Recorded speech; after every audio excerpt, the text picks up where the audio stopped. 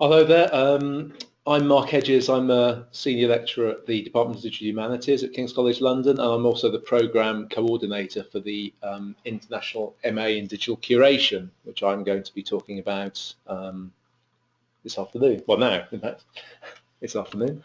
It's slightly different from the other programmes offered at our department. It's a two-year international programme offered jointly by King's College London in the UK, well, us in London, and Humboldt University Berlin in Germany.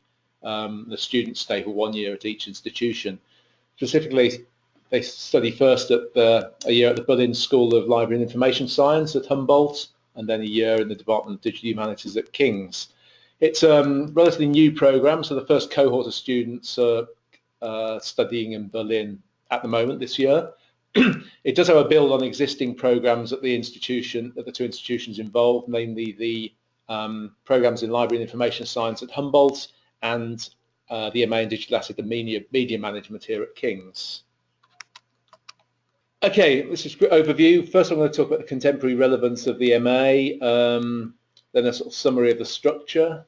I'm going to particularly talk a bit to begin with about the internship module, and I'm going to speak in more depth about one of the optional modules to give you a sort of taste of what the optional modules are like. I can't go through all of them in detail. And finally, I'm going to round up by summarising the benefits of studying this MA. First of all, what's it all about? What is digital curation? Well, this is one definition. Digital curation covers the processes, procedures, and policies involved in managing, preserving, and adding value to digital information. The adding value part is very important here. Curation is not just a matter of looking after the digital information, but making it more valuable, whether by analysing it or rearranging it in particular ways, creating stories from it, linking it to other information, or enabling it to be used by different people for different purposes.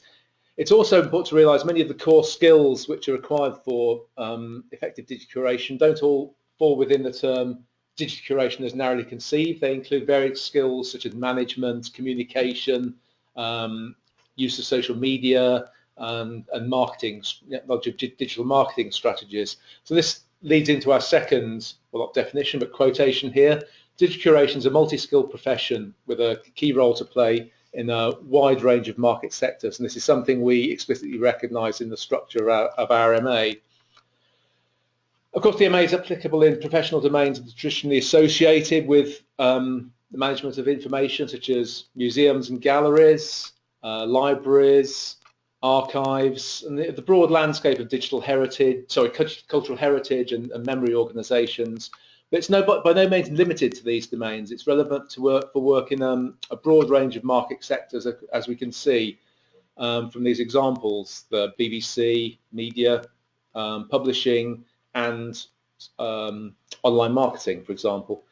Digital information is a defining feature of the age. We increasingly communicate and carry out and record our lives in digital form, whether as a conscious act or just as a byproduct of our general interactions with the rest of the world. As a consequence of this, throughout industry and throughout other organisations, there's a great need to be able to manage the large and complex collections of digital information that result from these activities, and to make use of their value, whether that's commercial value or other social or cultural value.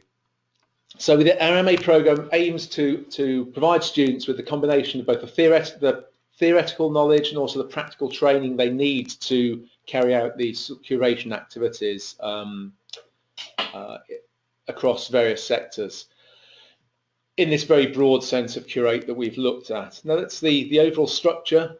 As I've said already, actually, students study for the first year in Berlin, so it's from September to, well, September, allowing for a bit of break in the summer. And again, they start again for the second year in September in London, and that continues through to early September the following year. So it's pretty much a full 2 years of study. And they take a range of modules covering different aspects of digital curation that we've spoken about. In the first year, students follow a number of compulsory modules, this is in Berlin, that together form the sort of core part of the programme. I should note the names here actually differ slightly from the names that are currently on the online prospectus, because Humboldt have updated them slightly, so if you wonder why there's a difference, that's why there is. Digital information infrastructures looks at digital libraries and digital repositories, but also the wider aspects of infrastructure, so looking at institutional and social aspects. There are 2 core modules on digital preservation, one looking at the more conceptual and procedural aspects of preservation, another focusing on more the technological aspects. There's a key module on research methods, looking at, well, various approaches to research methods in the digital world, quantitative and qualitative methods. This is very important for the rest of the module, especially when you start doing research in your dissertation, which I'll come to in a moment. Communication and knowledge management is about the organisation, communication and dissemination of knowledge. And finally, there's a module on the ethical and legal aspects of information. This is very important in the light of lots of current discussions about the news about online privacy and confidentiality. Now, that's the sort of core part of the course. In the year 2, you have to select 3 optional modules. There's quite a range of them here. The exact list varies from year to year. Actually, it tends to increase because we come up with more modules. I won't go through them all in detail, but as well as these, there's one on structured data, for example, one on web technologies, and one on digital texts. So there's a combination of slightly more technical ones. They're not technical in the sense of requiring programming, but they sort of help develop more technical insight. On the other hand, there are more management-focused ones as well, and also there's some more sort of social, cultural type modules. Now you choose 3 of these, and as well as that, you do a dissertation. Now this is a maximum, it says 15,000 words, but that's the maximum of 15,000 words on a topic, any topic within the scope of the MA. Now this could be something that was addressed in one of the modules that you wanted to investigate further. It could be some other topic that particularly interested you, but the topic and the dissertation are developed by working closely with a supervisor who will be assigned to you, or you can request as well. And it gives you essentially the opportunity to go more deeply into a topic of interest and even carry out some research of your own. The research methods that you've studied in the first year would be very important for this part of the work especially. As well as that, there are vocational opportunities. There are numerous vocational opportunities in London. It's got a very wide range of media, information-focused companies, as well as museums, libraries, and archives, and so on. We actually offer an internship as an optional module, so you can do that as one of your 3 options, and that's you actually work within the company and then write a report on your experience. A lot of students prefer to do informal internships, which means it's not assessed as part of the course, but they find it very beneficial to do it in parallel with the course, and to apply some of the things they've learned or they are learning within a bit of business environment. And these images just Silicon Roundabout, in case you don't know, is London's answer to the Silicon Valley. It's round rather than being a valley, but there's lots of high tech and media and so companies setting up there. You also see there's quite a lot of digital marketing. That's another thing that quite a few of our students get internships with, an area. Assessments, well, that's quite varied. At Humboldt, you tend to get a mixture of written and oral examinations. It varies, the precise mixture depends on the module. At King's, for each of the optional modules, you get a 4,000-word assignment, which you complete at the end of each module. Now, usually that's a choice between a project report, which is essentially more practical type project, which you report on, or an essay, which is addressing more theoretical topics. And in each case, they're up to a maximum of 15,000 words. I'll just go into one of the optional modules in a bit more detail, so I can't really treat all of them in detail, but this one explores the use of digital media and digital information in marketing, and it looks at both theoretical and practical aspects, the uses and roles of digital technologies within modern marketing and modern business. It looks at the computational processes through which these technologies operate, but also looks at their effectiveness and their consequences of these digital approaches for marketing, and also economic and social and ethical issues that are raised.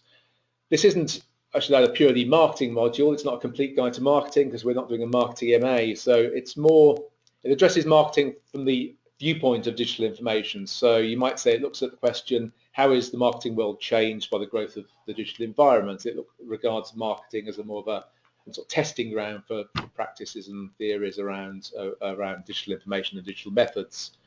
There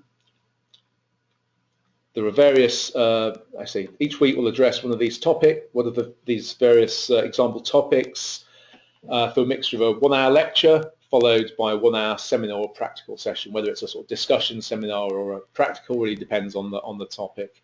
These are a few of the topics we'll address. Digital and data-driven marketing, so media curation for marketing, the consequences for marketing of social networks and social media, big data and marketing analytics, and also a session on, as I said, personal data and privacy and other ethical issues.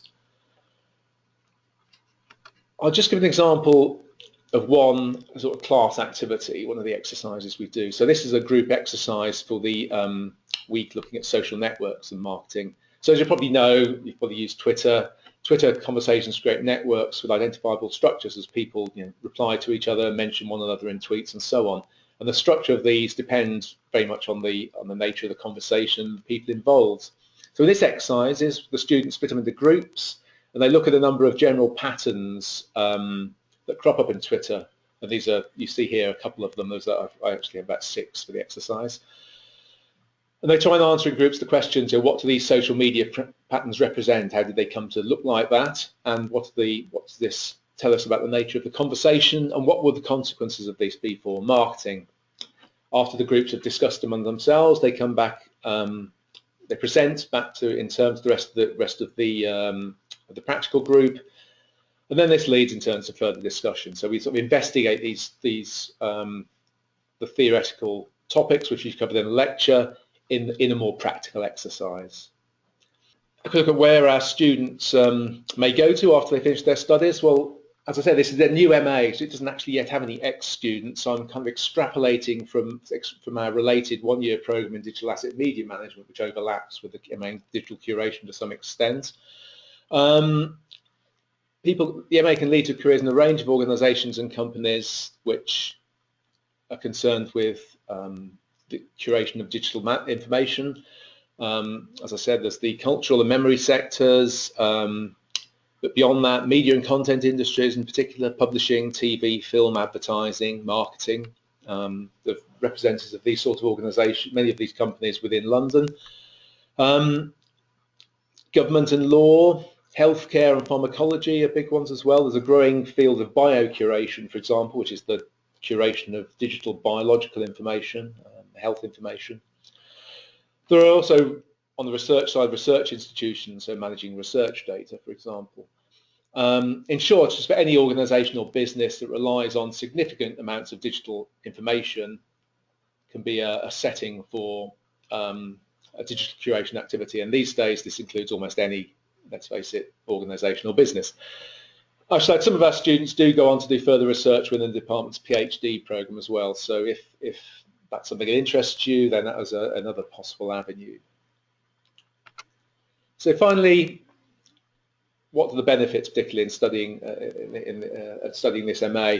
Well, students will get to study in two of Europe's most vibrant cities, Berlin and London. You get sort of unique access to the complementary expertise of 2 major universities and their staff.